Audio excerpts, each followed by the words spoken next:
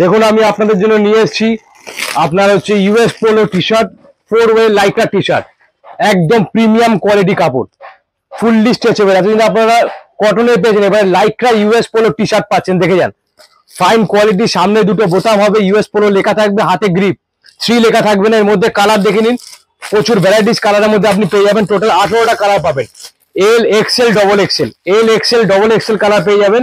এত varieties colour আপনার সামনে একটা খুলে দেখিয়ে দিচ্ছি।